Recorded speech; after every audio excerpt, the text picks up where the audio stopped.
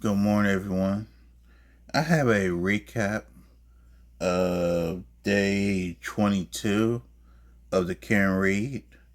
And shout out to NBC 10 Boston for this. Let's get into it, shall we?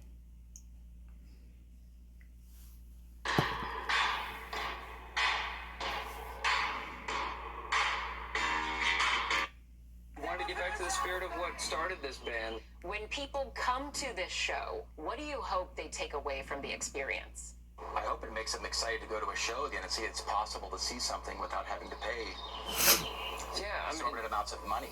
This thing got bigger than this thing became something, I guess, of the last week that spoke to people and hit a nerve. We're going to keep these house party tours rolling through the summer and see who else shows up. Maybe it's a case of old habits die hard. Or maybe it's the deep breath so many of us desperately need.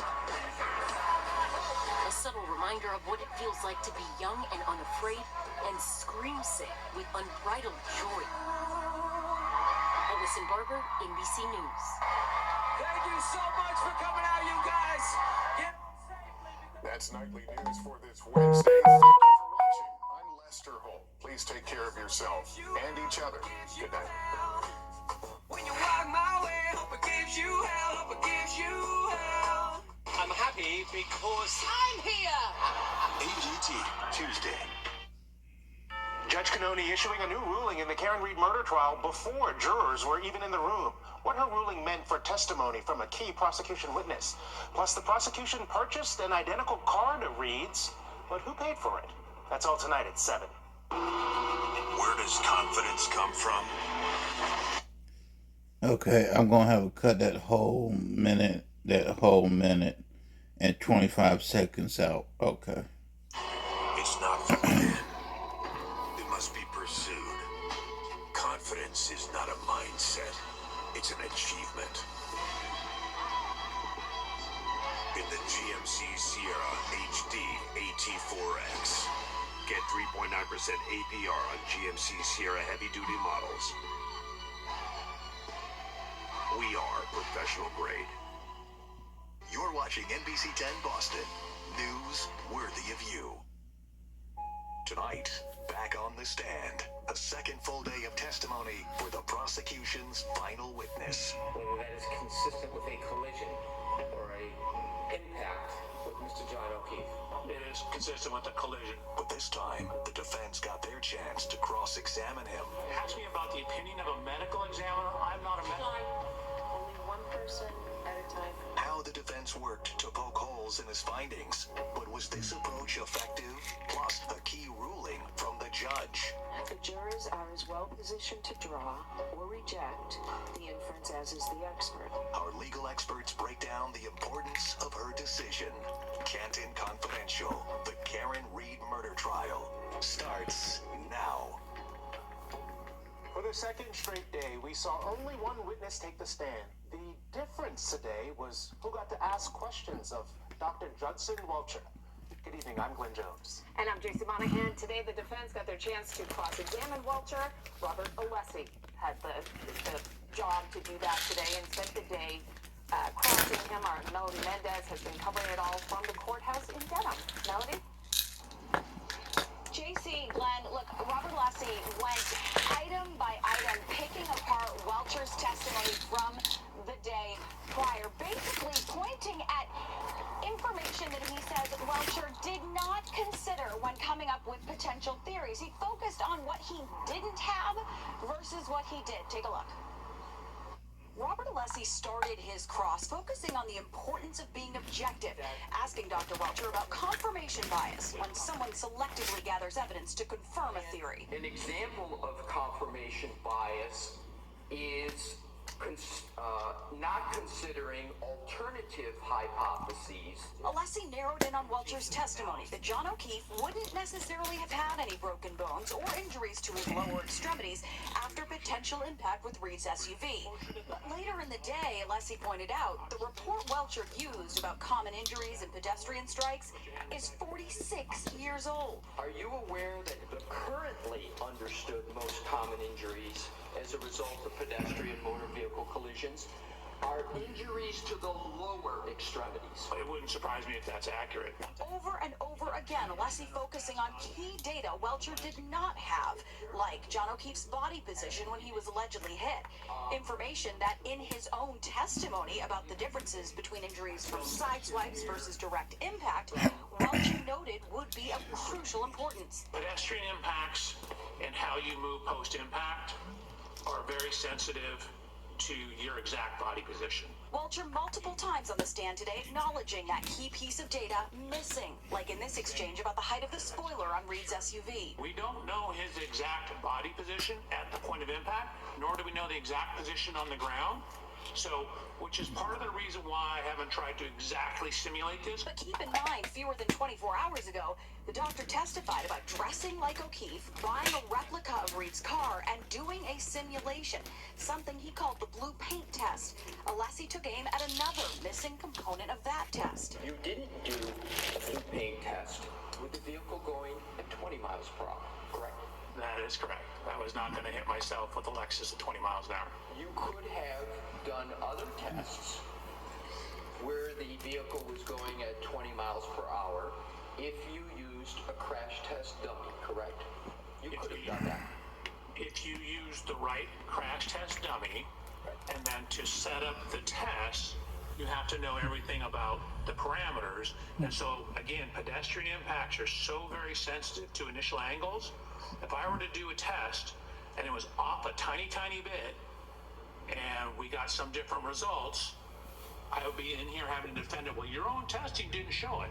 Point is we don't have enough information to be able to conduct that testing. This is the evolution of Carry, the Ridge wallet. Let's see how it redefines your essentials. Elegantly minimal, incredibly secure. Now, nearing the end of the day, I want to mention this because this was very important, but Alessi pressed Judson on findings that he says Reed's SUV went 87 feet in reverse. 87 feet, that's the distance between bases on a baseball diamond. 87 feet in reverse at 24 miles per hour in the dark, in a blizzard, and didn't collide with any other vehicles or leave the road. And keep in mind, there were up to 16 people inside the Albert home at any given time throughout the course of that night. So vehicles outside on that small street, as you can imagine. JC, Glenn, back to you. Melody, let's dive deeper into Robert Alessi's cross of Dr. Welcher. We're joined now by NBC 10 Boston Chief Legal Analyst Michael Coyne, as well as former prosecutor Margaret McLean. Margaret, welcome to the team. Thank you. Thank you for being here.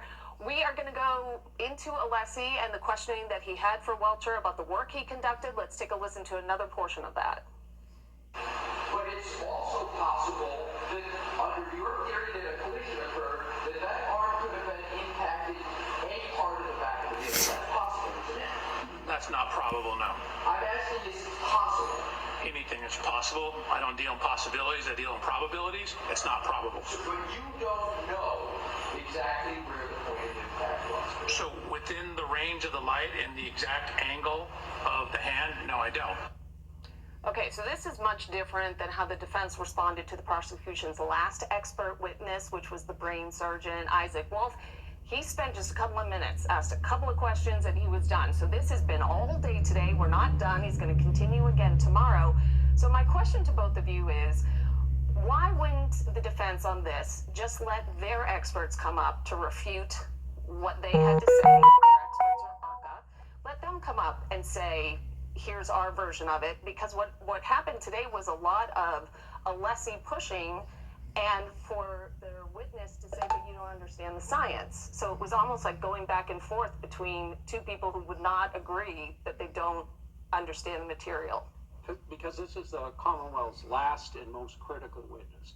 And what he's done is tied all of that data that we heard earlier on, all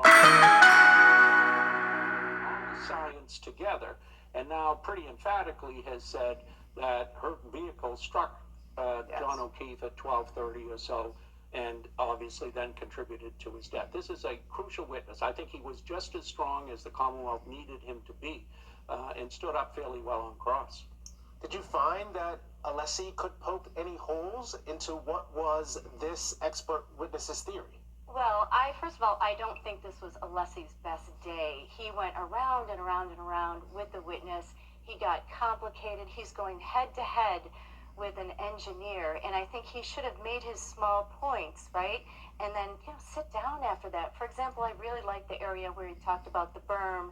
He said to the witness, well, you didn't step onto the property, and you didn't account for this 4-inch berm, and that was very good. So saying, well, when you did, you should have gone on and said, well, when you did your tests, that could be 4 inches. So there goes all your calculations, throwing it out.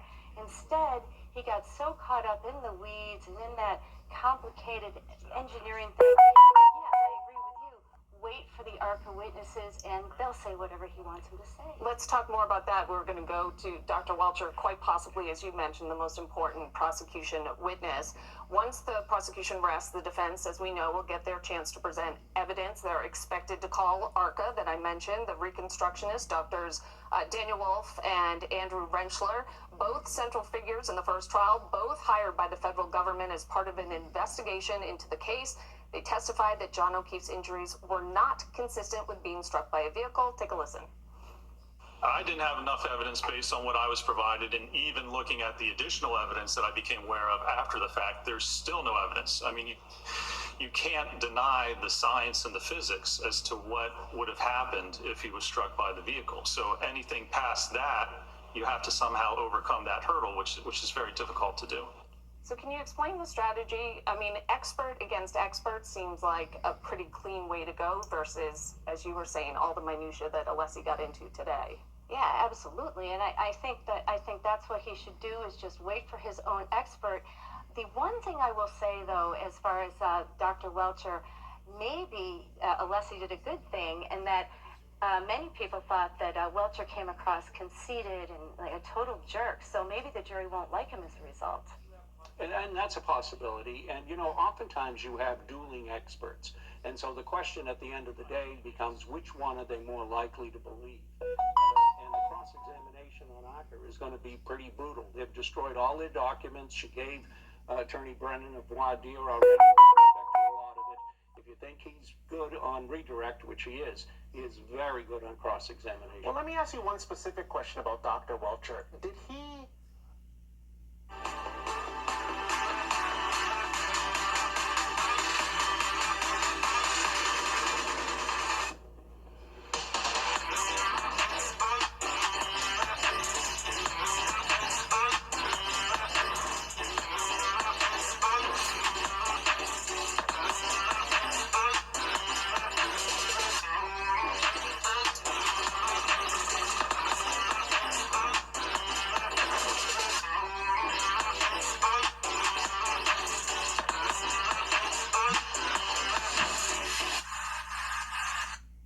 Cross-examination. Well, let me ask you one specific question about Dr. Welcher. Did he repair for the prosecution the potential damage done by Shannon Burgess? I think so far. Now, I think we'll see some of that cross-examination about Burgess tomorrow when they finish up.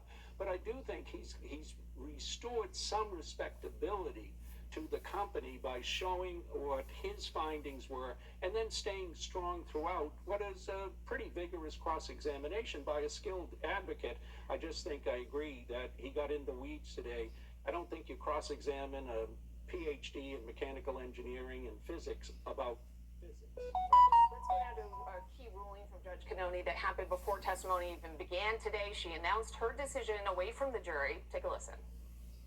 Dr. Welcher can testify that the data he downloaded and analyzed and the damage to the Lexus is consistent with Ms. Reed's vehicle being in a collision. In addition, Dr. Welcher can testify that Mr. O'Keefe's injuries are consistent with his having been struck by a Lexus that is physically identical to Ms. Reed's Lexus. However, he may not testify that Ms. Reed's Lexus collided with Mr. O'Keefe because that conclusion is not based on the application of reliable scientific methodology. So basically, everything that Welcher testified on direct is in, except for that last comment that he made, because it's a Lexus, it's John O'Keefe, he just can't place Karen Reed and John O'Keefe together. That's the ruling. Is it the right one? Yeah, it's within the judge's discretion. What she's afraid of, or what the law says, is that You don't want to invade the province of the jury. They can't opine on the ultimate issue. Now, there's some technicalities there, so what she did is she said, you can testify that it is consistent with being struck by Miss Reed's vehicle, and that's just what he did. You just can't say that in his opinion that's exactly what happened. Well, I suppose, Margaret, a point we should not overlook is that perhaps this witness in 2 trials made the best effort to lay out the narrative connected to the prosecution's theory. I mean, up until now, there have been so many questions around what the injuries are, what speed the car was moving. He gave us a plausible narrative. He certainly did, especially with the lacerations on O'Keefe's arm. So many people think it's the dog bite, but he, using the blue paints, the jurors may think that's very effective because that blue paint was in the area where those lacerations were. So they may find that very credible. All right, it's going to come down to the battle of the experts on accident reconstruction. Thank you very much, Margaret McLean. Welcome to Canton Confidential. It's so great to have you here. Michael, you'll be sticking around. We never let you go far. Coming up, who paid for Aperture to buy a replica of Karen Reed's car? That's the question many of us have been asking. What Dr. Welcher is now revealing about the purchase. You're watching Canton Confidential, the Karen Reed murder trial.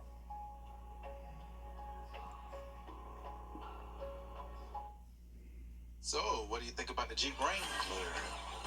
Very spacious, lots of open air.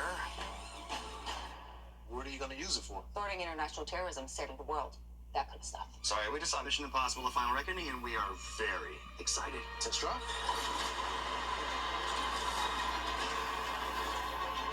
No mission is impossible with a Jeep Wrangler. Well-qualified current FCA lessees can lease the 2025 Jeep Grand Cherokee Laredo X4x4 for $259 a month. See your Boston area Jeep Grand dealer today.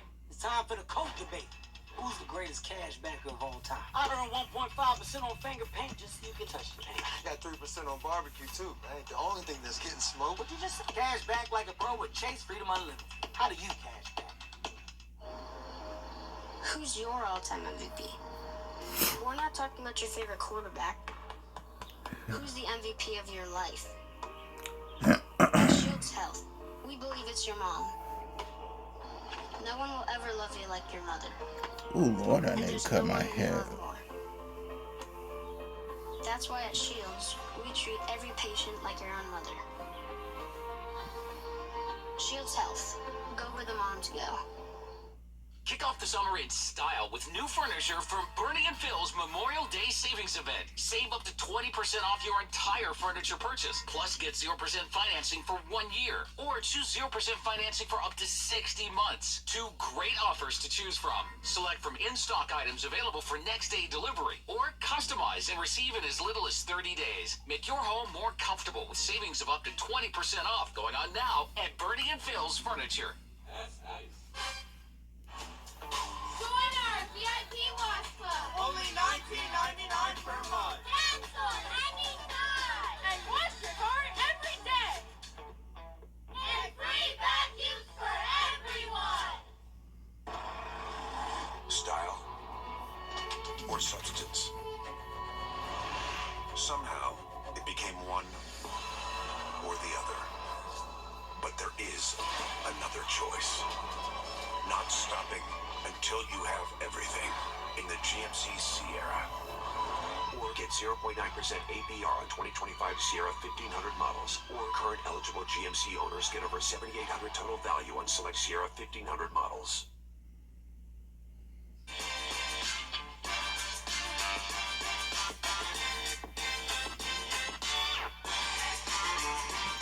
You on select Sierra 1500 models.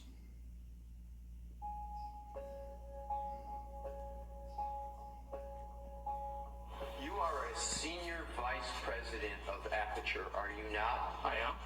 You would know, wouldn't you, if your firm was not getting paid for work since September 23rd of 2024, wouldn't you? No, probably not.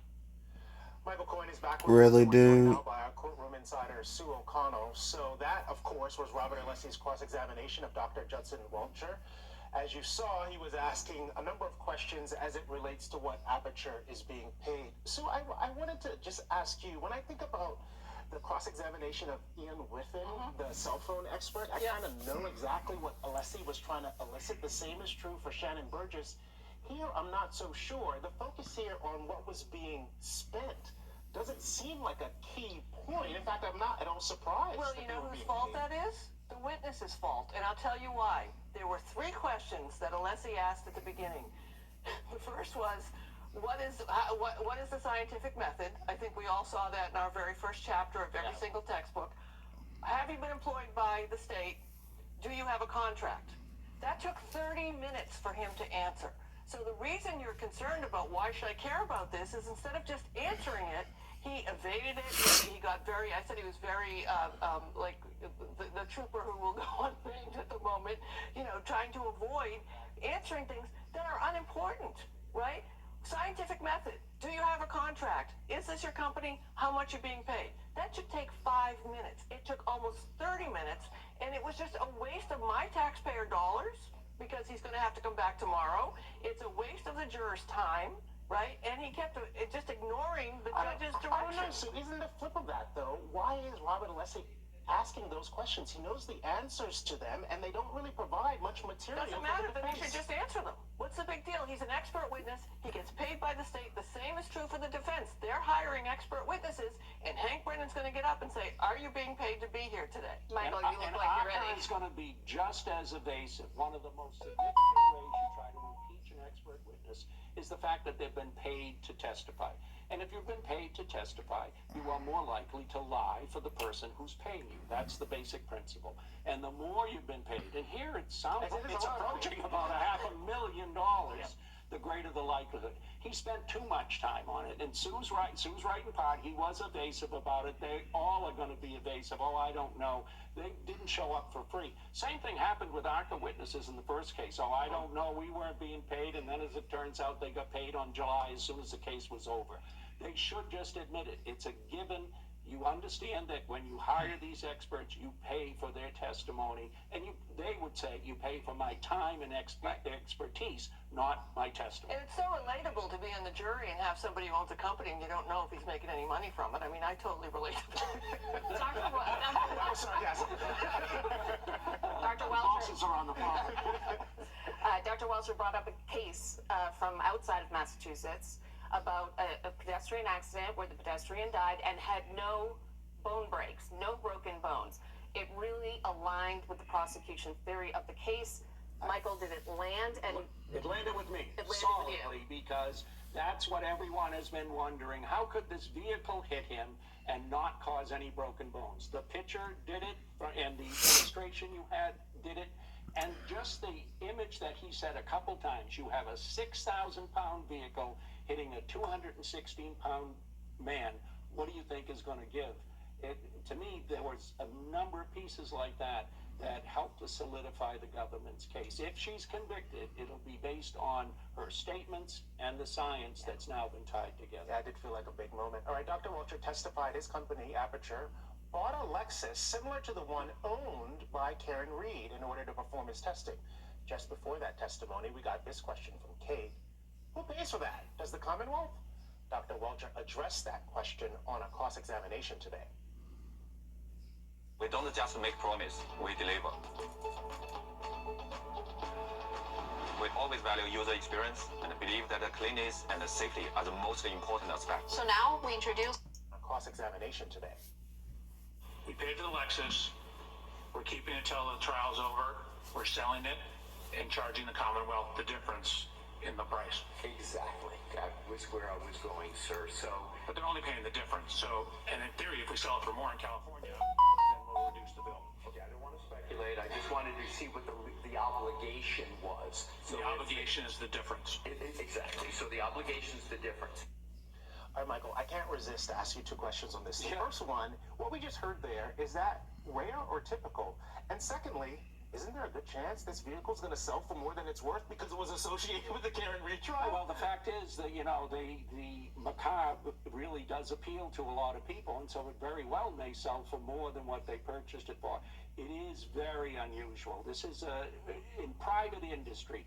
you would probably likely see this type of money paid on experts and their equipment like this case has done.